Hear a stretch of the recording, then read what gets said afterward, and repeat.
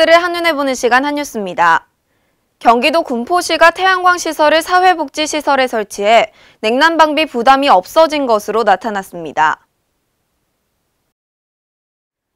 군포시는 올해 초부터 사업비 1억 6천만 원을 투입해 지역 내 시립 경로당 9개소, 시립 어린이집 3개소 등 사회복지시설 12개소에 태양광 발전 설비를 설치했습니다. 그 결과 태양광 발전 설비가 설치된 사회복지시설은 하루 평균 소비 전력의 70에서 80%를 태양광 전기로 대체할 수 있게 됨으로써 냉난방기 사용 부담을 덜게 됐습니다. 이후 시는 시청에서 연간 사용하는 전기 사용량 가운데 평균 3.17%를 태양광 전기로 대체해 1년에 약 1,200만 원의 전기요금을 절감 중입니다.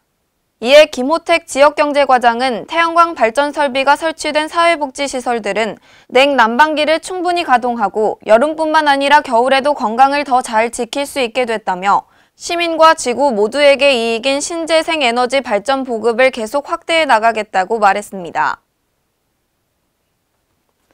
국민의 노후 자금인 국민연금이 정부의 예상보다 2년 일찍 고갈될 수 있다는 전망이 나왔습니다.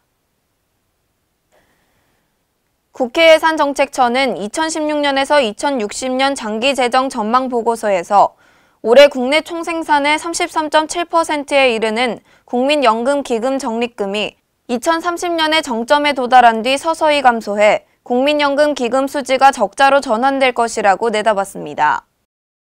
이후에도 기금 적립금은 빠르게 줄어 2058년에는 결국 고갈될 것으로 전망했습니다. 이는 정부가 전망한 국민연금 고갈연도보다 2년 이른 전망입니다. 정부는 국민연금법에 따라 5년 주기로 국책연구기관과 전문가, 가입자 단체 등이 참여하는 국민연금 재정 추계위원회를 통해 국민연금 장기재정을 추계합니다. 정부의 예상보다 2년 빠른 고갈 예상의 근거로 저출산으로 국민연금 가입자 수가 서서히 감소해 보험료 수입 증가율이 2018년 3.8%에서 2060년 1.9%까지 낮아질 것으로 봤습니다.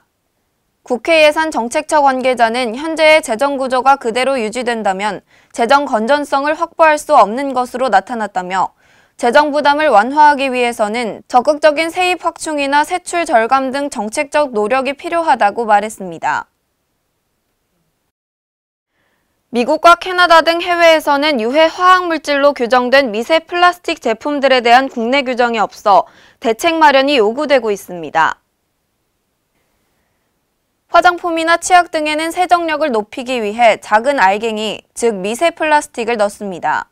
그린피스가 공개한 우리가 먹는 해산물 속 플라스틱 보고서를 보면 유해물질을 흡수한 미세 플라스틱은 해양 생물에 악영향을 미칠 뿐만 아니라 심할 경우 죽음에까지 이르게 하는 것으로 조사됐습니다.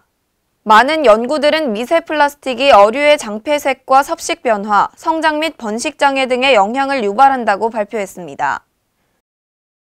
아직 미세 플라스틱이 인간에게 미치는 영향은 규명되지 않았지만 해양 생물이 흡수한 미세 플라스틱은 먹이 사슬을 타고 상위 포식자로 유입되는 것으로 확인됐습니다.